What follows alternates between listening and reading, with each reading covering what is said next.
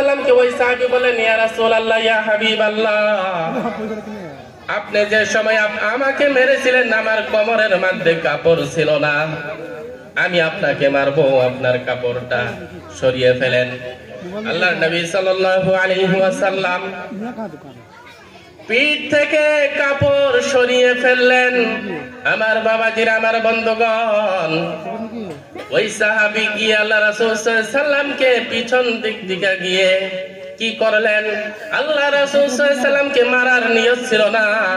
ওই সাহাবী আল্লাহ রাসূল সাল্লাল্লাহু আলাইহি সাল্লামকে জড়িয়ে ধরে আল্লাহ রাসূল সাল্লাল্লাহু আলাইহি সাল্লামের পিঠের মধ্যে মোহরে নবুয়ত ছিল, কবুতরের ডিমের মতো। শামাইলে তিরমিজির মধ্যে পাওয়া যায় আল্লাহ রাসূল সাল্লাল্লাহু আলাইহি সাল্লামের মোহরে নবুয়ত ছিল, কবুতরের ডিমের মতো মোহরে নবুয়ত ছিল।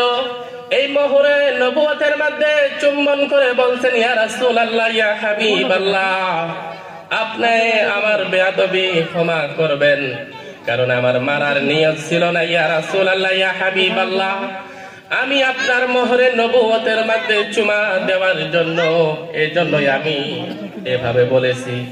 দেখেন, আল্লাহ রাসূল সাল্লাল্লাহু আলাইহি সাল্লাম দুনিয়া থেকে বিদায় নিবে, বিদায় নেওয়ার কিছু মুহূর্ত যদি এ কথা বলে যেতে পারে যে আমার কাছে কে কোন সাহাবা হক বাও নিয়ে নাও, এই দিন এমনি এমনি আসে নাই আমার ভাই, যা আমার